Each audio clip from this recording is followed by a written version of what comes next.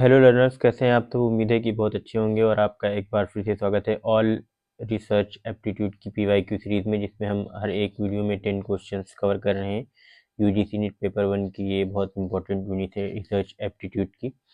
इसमें हम around 200 questions कर चुके हैं अब तक की। आज हम 10 मोर क्वेश्चंस डिस्कस करेंगे। अभी तक के जितने भी 2004 से लेकर के 2025 तक के क्वेश्चंस आए हुए हैं यूजीसी नेट के पेपर 1 की इस यूनिट में, वो सारे के सारे हम कवर करेंगे। अराउंड 2018 से ऊपर तक के क्वेश्चंस को हम कवर कर चुके हैं 2004 से लेकर के। तो अभी हम जल्दी ही कंप्लीट कर लेंगे 2025 तक के। और इसके अलावा आपकी जानकारी के लिए मैं बता दूं कि हम टीचिंग एप्टीट्यूड इसके साथ साथ और जो रिसर्च एप्टीट्यूड तो है ही, प्लस कम्युनिकेशन और मैथमेटिकल रीजनिंग के जो प्रीवियस ईयर क्वेश्चन हैं 2004 से लेकर 2025 तक, वो सब के सब हम कवर करेंगे। तो आपने अगर हमारे चैनल को सब्सक्राइब ना किया हो तो सब्सक्राइब कर लें, ताकि आपको वीडियो का नोटिफिकेशन मिल जाया करे जैसे ही आप को ये अपलोड हो जाए यहाँ पर।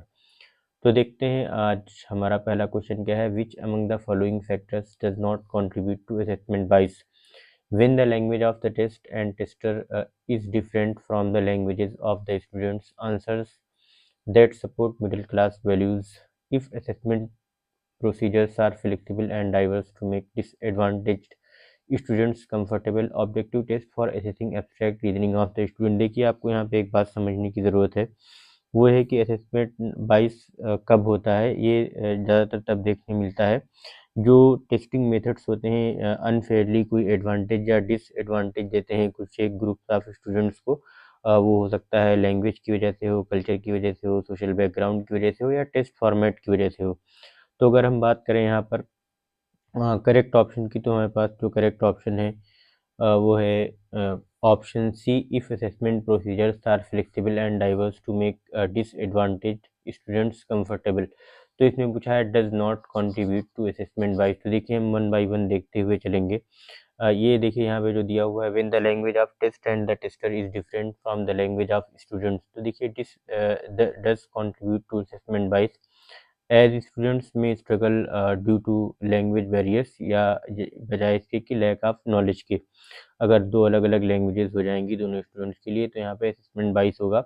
और नेक्स्ट अगर हम देखें answer that support middle class value, तो ये दिस आल्सो क्रिएट्स बाइस, क्योंकि इसमें जो स्टूडेंट्स होते हैं नॉन मिडिल क्लास बैकग्राउंड थे, they may find such assumptions unfamiliar या इरेलीवेंट कह सकते हैं।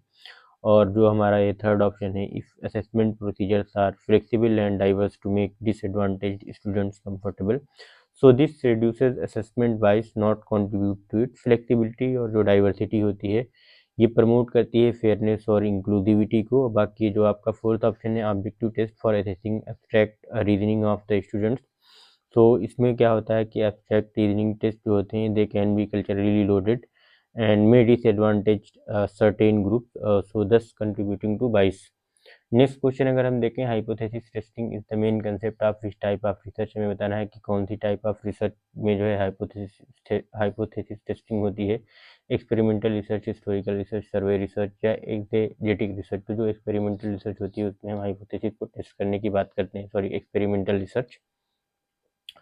Arrange the steps of research in the sequence in which they are presented to the in the thesis. Discussion review of literature. देखिए सबसे पहले आपका जो आना चाहिए वो प्रॉब्लम आना चाहिए, तो यहाँ पे डिस्कशन पहले, डिस्कशन सबसे लास्ट में आता है। रिव्यू ऑफ लिटरेचर, प्रॉब्लम पहले, प्रॉब्लम आएगा नंबर 1 पे, देन लिटरेचर आएगा। फिर यहाँ पे देखिए प्रॉब्लम, रिव्यू ऑफ लिटरेचर ठीक जा रहा है। Results and discussion, conceptual framework. देखिए कंसेप्चुअल फ्रेमवर्क पहले आता है डिस्कशन से पहले, तो रिजल्ट्स और डिस्कशन से पहले आएगा कंसेप्चुअल फ्रेमवर्क, तो ये भी गलत हो जाएगा। देखिए ऑप्शन सी डी जो है यहाँ पर प्रॉब्लम आएगा, ठीक है। Review of literature, then conceptual framework, उसके बाद जो रिजल्ट्स होंगे एनालिसिस करेंगे हम उसके रिजल्ट्स, और फिर उन रिजल्ट्स को डिस्कस करेंगे। तो ये एक प्रॉपर फॉर्मेट है। ऑप्शन डी इसका करेक्ट आंसर है। नेक्स्ट क्वेश्चन है, विच of the two statements from the following statements are correct? Sampling related error is subsumed under the category non-sampling error, तो ये तो ठीक है। Sampling error does not occur in multi stage cluster sampling. देखिए ए जिसमें है उसको रखिए, बाकी रिमूव कर दीजिए, तो ये रिमूव हो जाएंगे दोनों। और sampling error does not occur in multi stage cluster sampling. देखिए सैम्पलिंग एरर होती है किसी भी टाइप की सैम्पलिंग हो, inaccurate sampling frame and non responses are examples of sampling related error, तो ये भी ठीक है। तो देखिए ए एंड सी आपका बन जाएगा। डी देख लीजिए, there is inverse relation between heterogeneity of population and sampling error. देखिए पॉपुलेशन जितनी ज़्यादा हेट्रोजेनाइटी होगी पॉपुलेशन में, जितनी ज़्यादा डाइवर्स होगी सैम्पलिंग एरर होने के उतने ज़्यादा चांसेस रहेंगे। तो there is a direct relationship, ना कि ये इनवर्स रिलेशनशिप होगी। तो A and C will be the correct for this question. फिर नेक्स्ट क्वेश्चन है हमारा, in which of the following research method and empirico inductive paradigm is employed. देखिए empirico inductive या फिर कह लीजिए इंडक्टिव मेथड्स ऑफ रिसर्च, या कह लीजिए जो एक तरह की आपकी क्वालिटेटिव रिसर्च होती है, वो इन सारी चीज़ों के जो फीचर्स होते हैं इन टाइप की रिसर्च के वो सेम होते हैं, इंडक्टिव, इम्पीरिको इंडक्टिव या क्वालिटेटिव।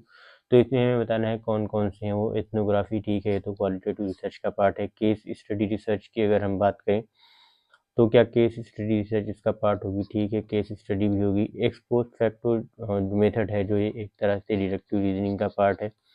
और नरेटिव मेथड ये आपका इंडक्टिव जो है, इम्पीरिको इंडक्टिव पैराडाइम हो, और एक्सपेरिमेंटल जो आपकी ये भी डिडक्टिव में आ जाएगी, जिसमें हम कुछ ना कुछ अज्यूम करते हैं फिर उसको प्रूफ करने की कोशिश करते हैं। तो आपके जो राइट आंसर हो जाएंगे इसमें ए, बी एंड डी। तो 205 का option C will be the correct.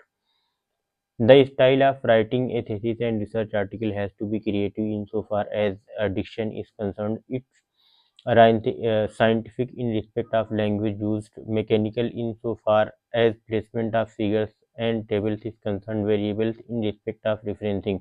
तो इसका जो राइट आंसर होगा गाइस वो होगा scientific in respect of language used. A university teacher intends to study the relationship between level of aspiration and achievement of rural children. Which design of research will be most appropriate in the context। देखिए जब भी हम किसी event के बाद किसी चीज़ के cause and effect की स्टडी करते हैं तो उसको हम बोलते हैं एक्सपोस्ट फैक्टर रिसर्च। तो इस तरह की जितनी भी रिसर्च होगी वो एक्सपोस्ट फैक्टर रिसर्च होगी, और ये मोस्ट आस्क्ड क्वेश्चंस में से एक है, तो आप इसको देख लेना अच्छे से। A research scholar, while submitting his or her thesis, did not acknowledge in the preface the help and support of respondents of questionnaires used. This will be called an instance of technical lapse, willful negligence, unethical act या lack of respect। तो इसको हम बोलेंगे unethical act। कोई भी research scholar हो, उसने जहाँ से भी जितनी भी जैसी भी हेल्प ली हो, चाहे क्वेश्चनर हो या दूसरे पार्ट ऑफ थेसिस हो, तो उसे एक्नॉलेजमेंट में उसको देना चाहिए। विच among the following is not the outcome of grounded theory research. तो इसमें बताना है कौन सी जो है वो ग्राउंडेड थ्योरी की का आउटकम नहीं है। तो इसको आपको समझने की ज़रूरत है कि जो ग्राउंडेड थ्योरी होती है वो क्या होती है। देखिए जो ग्राउंडेड थ्योरी होती है बेसिकली वो एक तरह की क्वालिटेटिव रिसर्च अप्रोच है, जिसमें थ्योरी सिस्टमेटिकली जनरेट की जाती है डेटा से through continuous comparison and coding के ज़रिए। तो इसके जो मेन आउटकम्स होंगे, एक तो कंसेप्ट हो जाएगा, दूसरी कैटेगरीज, और तीसरी हाइपोथेसिस। कंसेप्ट में क्या होता है कि हम बेसिक ड्राइव करते हैं डेटा से, और कैटेगरीज में कई सारे हम ग्रुप ऑफ रिलेटेड कंसेप्ट होते हैं उसमें, और हाइपोथेसिस में क्या होता है कि टेंटेटिव रिलेशनशिप होती है between categories that emerge during analysis. तो नरेटिव है, it is not an outcome of grounded theory research. Narratives are typically associated with narrative research where the focus is on stories, life history, या कह लें personal accounts के ऊपर। तो concept जो है वो आउटकम ऑफ ग्राउंडेड थ्योरी है, और जो नरेटिव है it is not a outcome of grounded theory. तो इसका राइट आंसर ऑप्शन बी हो जाएगा। आज का लास्ट क्वेश्चन है, देखिए ये देखते हैं इसका हमारा क्या होगा इसमें। Match correctly the items of column 1 with the item of column 2। देखिए ये क्वेश्चन भी बहुत ज़्यादा पूछा जाता है, तो आपको इसको समझने की ज़रूरत है कि जो ऑन्टोलॉजी है वो किससे रिलेटेड है। तो कि ऑन्टोलॉजी हमें पता है कि रियलिज्म से रिलेटेड है, तो इसका ऑप्शन 2 से मैच हो जाएगा। आपको समझना होगा कि रियलिज्म क्या है। तो ontology deals with the nature of reality, तो इसी वजह से हम इसको बोलते हैं ये रियलिज्म से रिलेटेड है। और जो आपकी एपिस्टिमोलॉजी है, एपिस्टिमोलॉजी इज रिलेटेड विद पॉजिटिविज्म, क्योंकि जो एपिस्टिमोलॉजी है वो कंसर्न होती है हाउ नॉलेज इज जनरेटेड। तो जब नॉलेज कैसे जनरेट हुई है उससे रिलेटेड है ये एपिस्टिमोलॉजी, तो ये ऑप्शन 4 से मैच हो जाएगी। और नेक्स्ट है सी जो आपका मेथडोलॉजी। तो मेथडोलॉजी आपको पता है कि जो सर्वे है वो एक तरह की मेथडोलॉजी है, ये ओवरऑल रिसर्च स्ट्रेटजी में आती है, और जो मेथड है वो आइडियोग्राफिक में एक तरह का ये मेथड आ जाएगा।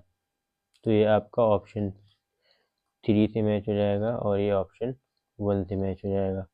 तो इस तरीके से आपका जो ऑप्शन बन जाएगा ये option A will be the correct option. तो ये हमारी चीज़ें हैं। इन शॉर्ट अगर हम समझें कि जो ऑन्टोलॉजी क्या है, तो ऑन्टोलॉजी डिस्कस करती है व्हाट इज़ रियलिटी, और एपिस्टेमोलॉजी है how do we know reality, और जो मेथडोलॉजी है ये ओवरऑल रिसर्च डिज़ाइन के बारे में है, और जो मेथड है ये स्पेसिफिक रिसर्च टेक्निक से संबंधित है। तो thank you so much guys, questions को देखने के लिए लाइक करें, शेयर करें और सब्सक्राइब ज़रूर करें चैनल को अगर आपको वीडियो अच्छी लगी हो। तो मिलते हैं नेक्स्ट वीडियो में, तब तक के लिए बाय।